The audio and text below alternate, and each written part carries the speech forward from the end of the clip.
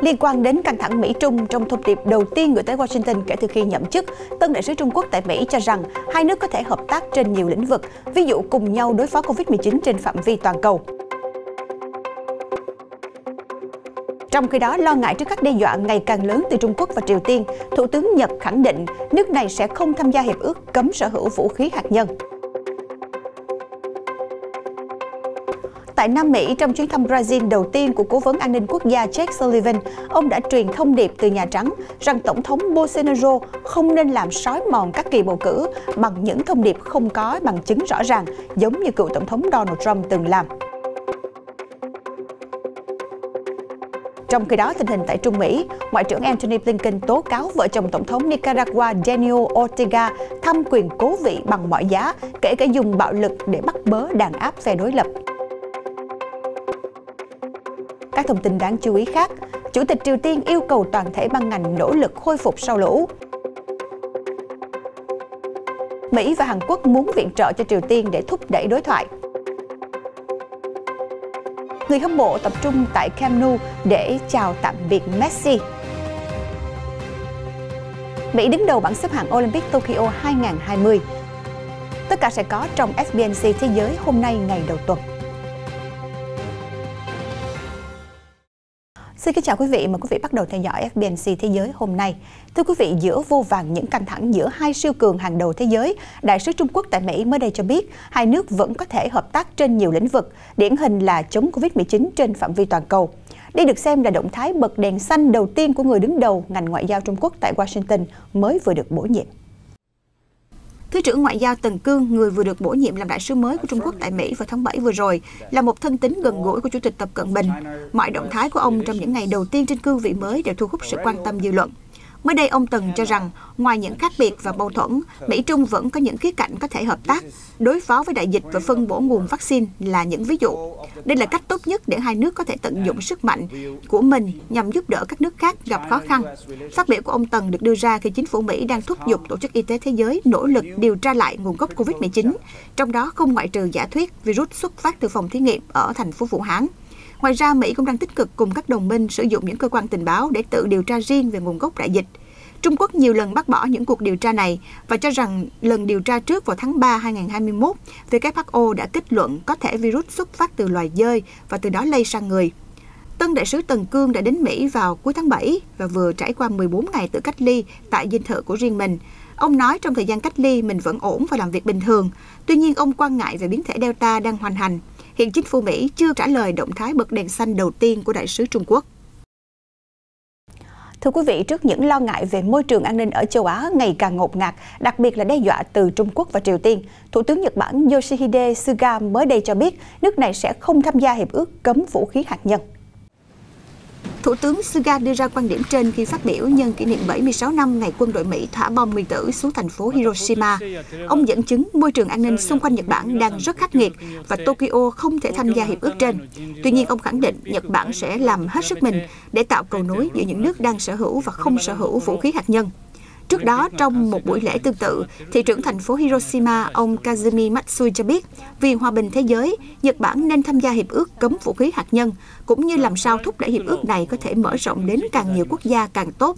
Sau khi có bài phát biểu tại sự kiện trên, Thủ tướng Suga đã gặp một số nhân chứng còn sống sót sau vụ nổ bom hạt nhân năm 1945. Đây là lần đầu tiên ông Suga tham dự một buổi lễ như thế này kể từ khi làm thủ tướng vào tháng 9 năm ngoái. Nhật Bản mặc dù không có vũ khí hạt nhân, nhưng từ lâu được xem là có năng lực phát triển vũ khí hạt nhân trong một thời gian ngắn.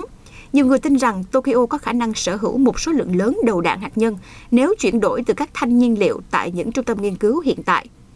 Hiện nay trên thế giới, Mỹ và Nga có nhiều vũ khí hạt nhân nhất, kế đến là các nước như Anh, Pháp, Trung Quốc, Ấn Độ, Pakistan và Israel.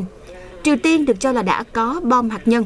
Nhật Bản cũng như hàng loạt các quốc gia trên thế giới như Mỹ hiện rất lo ngại về năng lực tấn công hạt nhân của Trung Quốc và Triều Tiên, vốn đang ngày càng được củng cố. Theo một số cơ quan truyền thông, khi dẫn đầu phái đoàn Mỹ đến thăm Brazil vào cuối tuần qua, Cố vấn An ninh Quốc gia Jake Sullivan đã nói với Tổng thống Jair Bolsonaro rằng ông ấy không nên làm xói mòn các cuộc bầu cử dân chủ bằng những phát ngôn thiếu trách nhiệm. Tổng thống Brazil Jair Bolsonaro thời gian gần đây nhiều lần phàn nàn về hệ thống kiểm phiếu điện tử có thể có lỗi, gây ra sự gian lận, và ông sẽ không chấp nhận kết quả của cuộc bầu cử vào năm sau nếu như hệ thống hiện tại không thay đổi. Lời cảnh báo của cố vấn Jake Sullivan được tờ báo Folha của bang Sao Paulo đưa ra lần đầu. Ông Sullivan nhấn mạnh không nên làm mất niềm tin của người dân vào hệ thống bầu cử hiện tại nếu như không có bằng chứng cụ thể. Những lời tố cáo và nghi ngờ của Tổng thống Bolsonaro được cho là giống với Tổng thống Donald Trump vào kỳ bầu cử năm 2020. Nhiều chuyên gia nhận xét có thể ông Bolsonaro cũng đã chuẩn bị kịch bản sẽ phản ứng giống với cựu Tổng thống Donald Trump một khi mình thất bại. Trong những cuộc thăm dò gần đây, ông Bolsonaro đều thua điểm trước cựu Tổng thống Lula da Silva. Nguyên nhân là do người dân thất vọng về cách chính phủ của ông đối phó với Covid-19. Trong chuyến thăm Brazil lần này, cố vấn Jake Sullivan cũng gặp Bộ trưởng Quốc phòng Walter Braga Neto và cố vấn an ninh quốc gia Brazil Augusto Heleno. Cả hai đều là những tướng lĩnh về hưu và có quan hệ gần gũi với ông Bolsonaro. Ngoại trưởng Mỹ Antony Blinken mới đây cho biết vợ chồng Tổng thống Nicaragua Daniel Ortega đang duy trì một chính quyền phi dân chủ và vô cùng độc đoán sau khi họ ra lệnh bắt giữ hàng loạt các lãnh đạo đối lập trước kỳ bầu cử quốc gia vào năm sau. Ông Blinken tố cáo Tổng thống Nicaragua Daniel Ortega cùng với vợ là bà Rosario Murillo, cũng là phó tổng thống, là cặp đôi tham lam quyền lực tột độ, sẵn sàng dùng bạo lực để loại bỏ những ứng cử viên đối lập. Ông nói, phía Mỹ nhìn thấy một thể chế phi dân chủ và độc đoán được điều hành bởi ông Ortega, người rất sợ thất bại trong cuộc bầu cử tự do vào năm sau.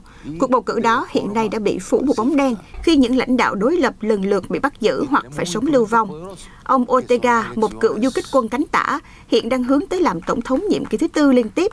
Phần lớn những lãnh đạo đối lập bị ông Ortega bắt trong thời gian gần đây đều bị gán cho tội danh làm suy yếu nền độc lập và chủ quyền đất nước, sau đó bị cấm tham gia chính trị. Nhằm phản ứng lại các hành vi bắt bớ của chính quyền Nicaragua, vào cuối tuần qua, Mỹ đã hạn chế visa nhập cảnh cho 50 quan chức nước này cùng với gia đình, bao gồm nhiều nghị sĩ quốc hội, quan tòa và thẩm phán. Tại châu Âu, Ngoại trưởng Cộng hòa Séc ông Jakub Kuhanek mới đây trong một cuộc phỏng vấn với báo Bravo cho biết là có nhu cầu thực tế cần phải xây dựng lại mối quan hệ với Nga vì lợi ích của chính phủ và nhân dân hai nước. Trong bài phỏng vấn của mình, Ngoại trưởng Cộng hòa Séc Jakub Kuhanek nói, không nghi ngờ gì, chúng ta cần xây dựng lại mối quan hệ chính trị với Nga. Tôi đã thảo luận điều này với các đảng phái chính trị tại Quốc hội. Đây là thứ rất cần thiết trong bối cảnh hiện nay. Cũng theo ông Kuhanek, tương lai của quan hệ Cộng hòa Séc và Nga sẽ được quyết định bởi chính phủ mới ở Praha, được thành lập sau cuộc bầu cử Quốc hội vào tháng 10 năm nay. Một trong những điểm quan trọng để mối quan hệ được cải thiện là Nga phải gỡ Cộng hòa Séc khỏi danh sách các quốc gia không thân thiện. Tuy nhiên, điều này có thể phải tốn một thời gian dài. Ngoài vấn đề chính trị, ông Kuhanek cũng kêu gọi tái tăng cường hợp tác kinh tế và thương mại. Ông nói, tôi tin rằng quan hệ kinh tế thương mại hai nước nên được duy trì như hiện nay hoặc cao hơn. Các công ty Cộng hòa Séc làm ăn với Nga nên được hỗ trợ vì họ tạo ra nhiều việc làm cho người dân.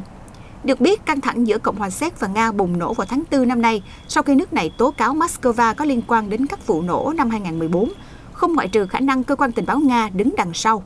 Moscow đã ngay lập tức bác bỏ. Hai bên sau đó tiến hành trục xuất các nhà ngoại giao của nhau ở thủ đô hai nước. Cộng hòa Séc trước đó là Tiệp Khắc, là một đồng minh quan trọng của Nga, trước đó là Liên Xô trong chiến tranh lạnh. Sau khi khối xã hội chủ nghĩa ở Đông Âu sụp đổ, hai bên vẫn duy trì quan hệ hữu hảo suốt nhiều năm, cho đến khi sự việc trên xảy ra.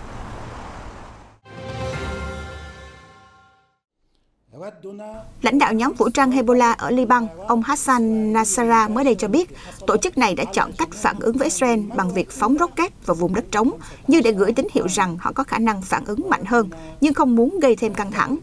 Trong bài phát biểu nhân kỷ niệm ngày kết thúc cuộc chiến năm 2006, ông Nasrallah nói rằng các đợt oanh kích của Israel như mấy ngày qua là hành động nguy hiểm lần đầu tiên sau 15 năm.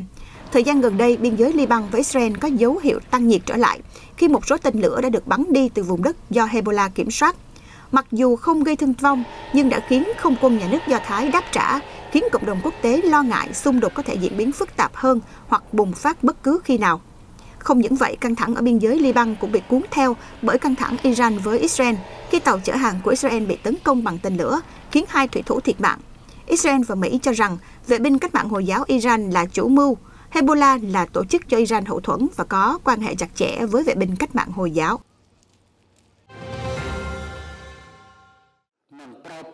Nhân kỷ niệm 54 năm thành lập ASEAN, Thủ tướng Campuchia Hun Sen cho biết, Hiệp hội các quốc gia Đông Nam Á đã thành công trong việc bảo vệ hòa bình, ổn định, an ninh và phát triển bền vững. Cùng nhau, tất cả các bên đã làm việc một cách chặt chẽ và hiệu quả vì con người và làm cho cộng đồng ngày càng đoàn kết. ASEAN hiện nay gồm có Brunei, Campuchia, Indonesia, Lào, Malaysia, Myanmar, Philippines, Singapore, Thái Lan và Việt Nam. Thủ tướng Hun Sen khẳng định ASEAN luôn là trọng tâm trong đối ngoại của Campuchia. Nước này sẽ nỗ lực để ASEAN ngày càng trở thành khu vực quan trọng trong thương mại toàn cầu, đầu tư toàn cầu và dịch chuyển chuỗi cung ứng toàn cầu. Điều này càng trở nên quan trọng hơn khi Hiệp định Tự do Thương mại khu vực RCEP đã đi vào hiệu lực. Ông Hun Sen cho rằng, khi quan hệ nội khối ngày càng giống với một gia đình, ASEAN cũng không ngừng xúc tiến các hợp tác với bên ngoài trên cơ sở bình đẳng, tôn trọng và cùng có lợi. Tuy nhiên, thời gian qua có nhiều ý kiến cho rằng Trung Quốc ngày càng gia tăng ảnh hưởng ở Campuchia, cũng như dùng Campuchia để chia rẽ ASEAN, nhất là trong các vấn đề về tranh chấp Biển Đông. Theo KCNA, Chủ tịch Triều Tiên Kim Jong-un vừa yêu cầu tất cả ban ngành cần nhanh chóng và khẩn cấp khắc phục các hậu quả lũ lụt để cứu lấy nông sản và hoa màu. Ông đưa ra mệnh lệnh trên trong cuộc họp các chỉ huy quân sự toàn quốc để nói về việc phục hồi kinh tế. Ước tính cơn lũ vừa qua khoảng 1.170 ngôi nhà đã bị phá hủy, 5.000 người phải di tản và một số lượng lớn hoa màu bị hư hại khi lượng mưa đột nhiên tăng cao tại tỉnh Nam Hamgyong. Ước tính trong ngày 1 và 2 tháng 8, lượng nước đo được đã lên đến 307 mm. Một cuộc họp khác của Ủy ban Quân sự Đảng Lao động đã nhấn mạnh về tình hình và cho biết sẽ gửi nhiều trang thiết bị tới hỗ trợ tỉnh này để nhanh chóng phục hồi các hoạt động nông nghiệp sớm nhất có thể. Ông Kim không tham dự cuộc họp nhưng truyền đạt mệnh lệnh tất cả ban ngành phải khẩn cấp hỗ trợ cho Nam Hamgyong. Thời gian gần đây, Triều Tiên gặp khó khăn chồng chất, nguyên nhân là do hạn hán làm cháy khô nhiều hoa màu từ đầu năm đến nay. Bên cạnh đó, các biện pháp hà khắc nhằm ngăn chặn Covid-19 lây lan cũng ảnh hưởng nghiêm trọng đến nền kinh tế nước này, cũng như giao thương với Trung Quốc. Các khó khăn trên đã khiến cho Triều Tiên lâm vào cảnh đói kém nghiêm trọng nhất sau nhiều năm. Trước tình hình này, hồi đầu tháng, Triều Tiên đã quyết định mở các kho lương thực của quân đội để hỗ trợ cho dân chúng. Đây là các kho gần như không bao giờ đụng tới vì chúng dùng để sử dụng trong chiến tranh để thôn tính Hàn Quốc. Mỹ và Hàn Quốc hiện nay đang trao đổi về khả năng viện trợ nhân đạo cho Triều Tiên trước những khó khăn chồng chất của Bình Nhưỡng trong thời gian qua. Tuy nhiên, cả hai đang chờ đợi phản ứng của nước này trong việc nối lại các cuộc đối thoại như thế nào. Theo Bộ Ngoại giao Hàn Quốc, Ngoại trưởng Chung Eui-yong và người đồng cấp Antony Blinken vừa có cuộc điện đàm vào cuối tuần qua nhằm thảo luận tình hình bán đảo Triều Tiên, trong đó có cả kế hoạch viện trợ nhân đạo cho chính quyền Bình Nhưỡng như một dấu hiệu hòa bình nhằm kêu gọi nước này trở lại đối thoại. Ngoại trưởng Blinken ủng hộ các nỗ lực đối thoại và kết nối hai miền. Việc các đường dây liên lạc giữa hai miền được nối lại vào cuối tháng 7 là dấu hiệu tích cực của quan hệ liên triều. Tuy nhiên, tuần qua, Bình Nhưỡng bất ngờ chỉ trích nặng nề cuộc tập trận Mỹ-Hàn dự kiến sẽ tổ chức vào cuối tháng này. Bộ Thống nhất Hàn Quốc mới đây cũng lên tiếng xác nhận nước này và Mỹ đang trao đổi khả năng viện trợ nhân đạo. Họ cho biết thêm một gói viện trợ trị giá 8,7 triệu đô la đang được cân nhắc để gửi đến miền Bắc. Hàn Quốc hy vọng việc viện trợ sẽ giúp Triều Tiên quay lại bàn đàm phán nhanh hơn nếu xét trong bối cảnh những khó khăn họ đang gặp phải hiện nay về mất mùa, bão lũ và đói kém. Vào tháng trước, Bình Nhưỡng tuyên bố sẽ từ chối mọi viện trợ nhân đạo, lấy lý do Mỹ dùng viện trợ để gây sức ép và can thiệp các vấn đề nội bộ chính trị. Các nhà quan sát cho rằng với khó khăn như hiện nay, có lẽ Triều Tiên sẽ chấp nhận viện trợ. Tuy nhiên, việc gắn viện trợ với các cuộc trao đổi về tình hình hạt nhân có lẽ sẽ không thành công.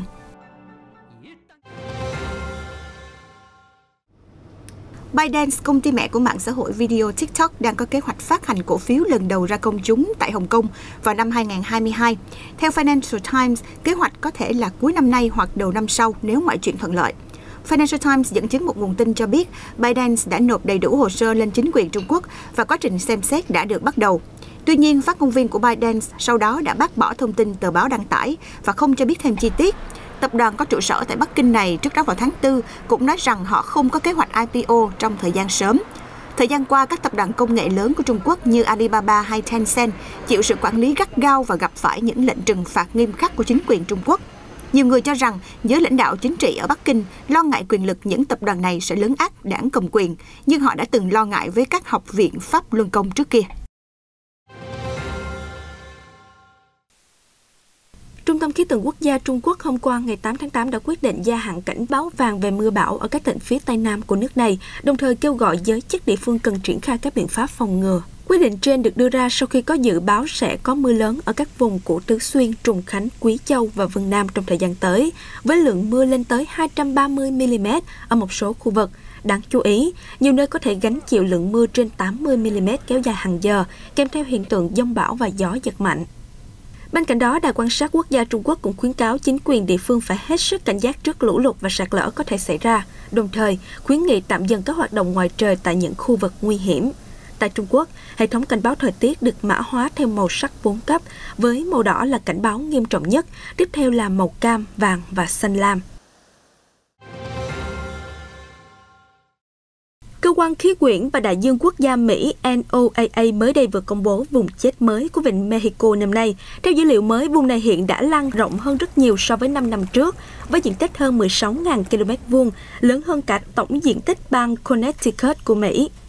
Theo giới chuyên gia, vùng chết là một khu vực biển rất ít oxy, nhiều nơi gần như là không có, khiến bất kỳ sinh vật biển nào không may lọt vào đều bị giết chết. Thiệt hại ước tính lên tới 2,4 tỷ đô la Mỹ mỗi năm. Nguyên nhân của hiện tượng này chủ yếu là do hoạt động của con người dẫn đến biến đổi khí hậu, đẩy nhanh quá trình tảo sinh đôi và tảo nở hoa ở các khu vực ven bờ biển đại dương. Trên thế giới, sự xuất hiện của vùng chết trên biển như thế này ngày càng gia tăng trong thời gian gần đây, buộc những sinh vật phải di cư đến nơi khác. Việc bị thu hẹp môi trường sống đã làm ảnh hưởng nghiêm trọng đến số lượng và sự phát triển của các loài. Trong một chuyến đi thực địa, các nhà nghiên cứu của Viện Nghiên cứu Môi trường Amazon và Viện Nghiên cứu Khí hậu Goodale của Mỹ đã xác định nguyên nhân đám cháy rừng ở Aguacu thuộc bang Mato Grosso, Brazil hôm 6 tháng 8 vừa qua là do các hoạt động của con người. Theo giới chuyên gia, một đống cỏ cháy gần đó đã trở nên vượt tầm kiểm soát và lan rộng đến khu vực sản xuất nông nghiệp và thảm thực bản địa, khiến nông dân trong khu vực bị mất mùa vụ thu hoạch, cũng như phá hủy các vòi tưới tiêu. Họ cho biết đây là một minh chứng rất rõ ràng cho tầm quan trọng của việc quản lý rủi ro liên quan đến hoạt động dọn sạch đất, đồng cỏ bằng lửa, nhất là vào thời điểm này trong năm. Chuyến đi trên được các cơ quan chức năng triển khai không những để xác định nguyên nhân đám cháy ở bang Mato Grosso, mà còn với mục đích tìm ra các giải pháp nhằm kiểm soát hiệu quả các đám cháy rừng, vốn trở nên tồi tệ hơn trong mùa khô ở Brazil. Các nhà chức trách cho biết hỏa hoạn ở Amazon hầu hết là do con người gây ra, còn những đám cháy tự nhiên là cực kỳ nguy hiểm. Thông thường, lâm tặc sẽ đốn hạ trái phép những cây có giá trị và sau đó những dân trong khu vực lại lấy lửa dọn dẹp những tàn tích còn lại để lấy không gian chăn nuôi gia súc. Tại Brazil, các trận hỏa hoạn vượt tầm kiểm soát thường xảy ra khi thời tiết trở nên hanh khô.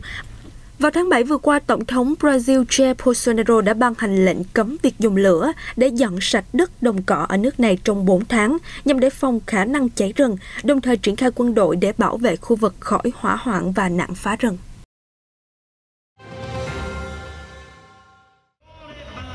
Các cuộc biểu tình phản đối giấy thông hành COVID-19 ở Pháp đã bước sang tuần thứ 4 liên tiếp, với số lượng người tham gia ngày càng đông đảo, bất chấp điều kiện thời tiết bất lợi. Theo thống kê của Bộ Nội vụ Pháp, khoảng 237.000 người Pháp đã tham gia các cuộc tuần hành ở nhiều thành phố trên khắp nước này vào chiều ngày 7 tháng 8 nhằm phản đối những quy định về giấy thông hành COVID-19 mới được ban hành tại Pháp. Giới chức địa phương cho biết, số người tham gia này nhiều hơn 30.000 người so với một tuần trước. Đáng chú ý là các cuộc biểu tình lớn đang dần chuyển từ thủ đô Paris sang các thành phố nhỏ hơn. Mặc dù vậy, chính phủ Tổng thống Emmanuel Macron vẫn tiếp tục ban hành thêm các quy định khác nhằm ngăn chặn sự lây lan của làn sóng lây nhiễm thứ tư, cũng như bảo vệ sự hồi phục kinh tế của đất nước. Kể từ hôm nay, ngày 9 tháng 8, ngoài việc người dân phải xuất trình giấy thông hành COVID-19 khi đến nhà hàng, quán bar, cửa hàng thương mại và các cơ sở kinh doanh, thì chủ những địa điểm này sẽ phải kiểm tra giấy thông hành COVID-19 của khách hàng mới được phục vụ, nếu không sẽ bị phạt nặng. Bên cạnh đó, các nhân viên y tế cũng phải hoàn thành việc tiêm chủng trước ngày 15 tháng 9 hoặc đối mặt với việc tiêm chủng. Giới chức Pháp cho rằng các biện pháp này là điều cần thiết, nhất là trong bối cảnh biến thể Delta đang ngày càng lan rộng ở nhiều nơi. Ở nước Pháp, với trung bình khoảng 25.000 đến 27.000 ca nhiễm mới được ghi nhận mỗi ngày, số ca có triệu chứng nặng phải nhập viện và tử vong cũng đang có xu hướng tăng nhanh, làm dấy lên lo ngại hệ thống y tế Pháp sẽ rơi vào tình trạng quá tải trong 1 đến 2 tháng tới.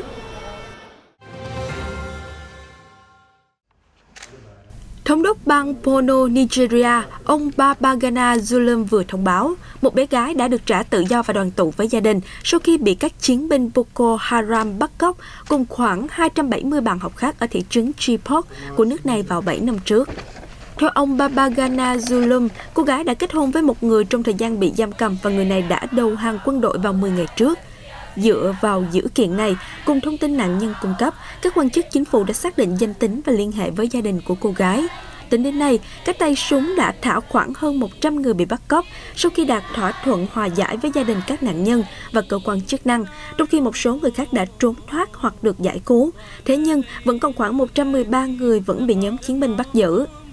Cuộc đột kích của các tay súng cực đoan nhằm vào trường học ở thị trấn phía đông bắc Nigeria vào tháng 4 năm 2014 này đã gây ra làn sóng phản đối dữ dội trên toàn thế giới, dẫn đến một chiến dịch trên mạng xã hội với hashtag Bring Back Our Girls.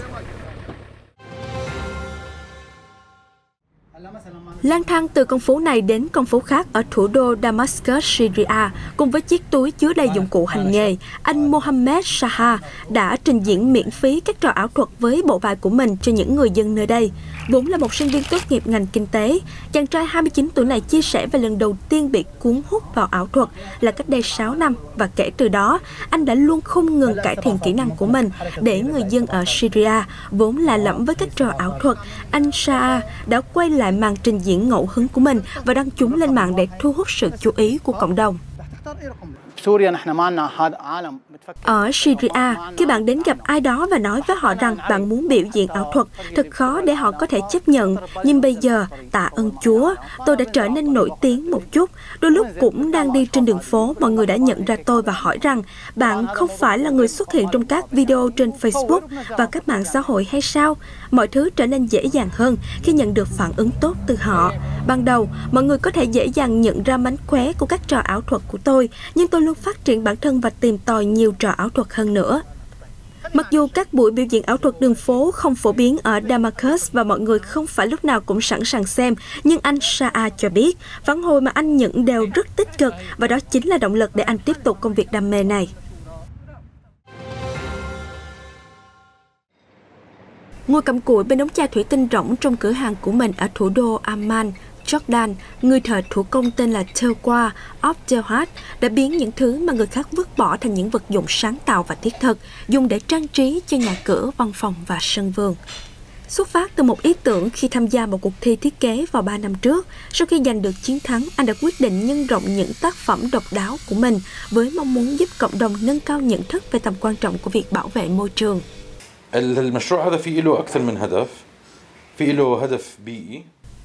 Ngoài mục đích hạn chế lượng chất thải được tạo ra bằng cách tái chế chúng, tôi thực hiện công việc này với hy vọng kêu gọi mọi người có ý thức hơn trong việc vấn đề bảo vệ môi trường. Bên cạnh đó, tôi có thể kiếm thêm thu nhập từ công việc này. Đến nay, từ 30.000 chai thủy tinh, anh Tawwa Abdelhad đã tạo ra 25 sản phẩm tái chế khác nhau, từ chậu cây, đèn chùm hay thậm chí là cái bàn. Được mệnh danh là Tê Chai, cửa hàng của anh Abdelhad là địa điểm duy nhất chuyên tái chế các chai thủy tinh ở Jordan và anh mong rằng sẽ ngày càng có nhiều nơi như vậy hơn nữa trong tương lai. Lấy cảm hứng từ amigurumi, nghệ thuật đan móc các con vật nhồi bông của Nhật Bản, cô Pasma Mamao, một nữ nghệ sĩ 28 tuổi ở Gaza, có thể kiếm sống bằng cách tạo ra các sản phẩm đồ chơi cho trẻ em chỉ bằng một cây kim và những sợi chỉ đầy màu sắc. Cô Mamao chia sẻ, cô đã bị loại hình nghệ thuật này thu hút ngay lần đầu tiên tiếp xúc. Amigurumi kể từ khi được giới thiệu về nghệ thuật này, đó là một loại hình nghệ thuật mới trong xã hội Ả Rập và tôi đã rất ngạc nhiên. Tôi bắt đầu thử. Ban đầu có đôi chút khó khăn, tôi đã thất bại và mắc sai lầm nhiều lần. Với niềm đam mê và sự kiên trì không từ bỏ, cô Mamao dần hoàn thiện những kỹ năng của bản thân và mở một cửa hàng trực tuyến chuyên kinh doanh các mặt hàng búp bê thủ công. Giá của mỗi sản phẩm dao động từ 20 đến 70 đô la Mỹ, tùy thuộc vào kích thước và các chi tiết mà khách hàng yêu cầu. Cô Mamao cho biết có một số con búp bê phải mất đến 20 ngày để hoàn thành. Bên cạnh đó, để tạo nên sự độc đáo cho các tác phẩm của mình, cô Mamao đã thêm những nét chấm phá nhỏ dựa trên văn hóa địa phương bằng cách mặc cho những con búp bê các bộ trang phục truyền thống của người Palestine, hay đôi khi cô làm chúng giống với các nhân vật lịch sử hoặc nhân vật hoạt hình mà trẻ em yêu thích. Các cổ động viên Barcelona đã tập trung bên ngoài sân vận động Camp Nou hôm Chủ nhật 8 tháng 8, nơi ngôi sao bóng đá Lionel Messi tổ chức họp báo để nói lời tạm biệt lần cuối với danh thủ này. sau khi anh và câu lạc bộ Barcelona không đạt được thỏa thuận gia hạn hợp đồng. Tôi rất thất vọng vì ông Laporta đã không giữ lời hứa của mình. Trong cuộc họp báo, danh thủ Messi cho biết hiện anh đang đàm phán với câu lạc bộ Pháp Paris Saint-Germain. Có nhiều thông tin cho rằng cầu thủ từng gắn bó với Barcelona 21 năm sẽ đến thủ đô Pháp vào ngày hôm nay 10 tháng 8 để tiến hành kiểm tra y tế và hoàn tất hợp đồng với câu lạc bộ thuộc sở hữu của Qatar Sport Investment. Trong khi đó, trả lời trước báo giới, ngôi sao bóng đá Messi không xác nhận sẽ chắc chắn gia nhập đội bóng Paris, mà chỉ nói rằng kế hoạch của anh là tiếp tục thi đấu càng lâu càng tốt. Thêm vào đó, anh ấy vẫn nuôi dưỡng tham vọng giành được một chiếc cúp Champions League khác.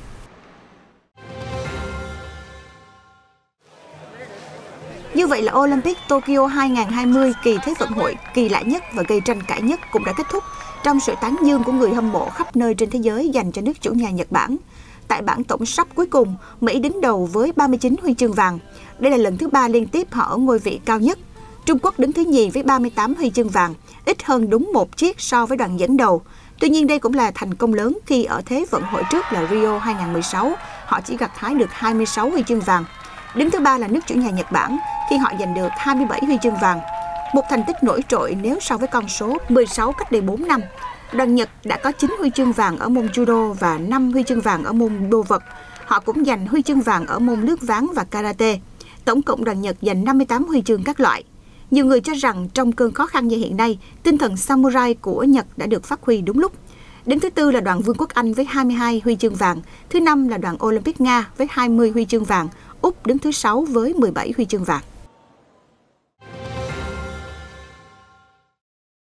Trưởng ban tổ chức Olympic Tokyo mới đây cho biết Thế vận hội đã diễn ra thành công và không có bất kỳ sự cố nghiêm trọng nào, mặc dù được tổ chức trong thời gian Covid-19 hoành hành dữ dội. Bà Shiko Hamishimoto nói như vậy tại buổi lễ bế mạc được tổ chức vào ngày 8 tháng 8 vừa rồi. Bà giải bày, quá nhiều khó khăn và thử thách để chúng tôi tổ chức đại hội kỳ này. Khi Covid-19 diễn biến phức tạp, chúng tôi không nói rằng mọi thứ hoàn hảo, nhưng nhìn tổng quan Olympic đã được đánh giá.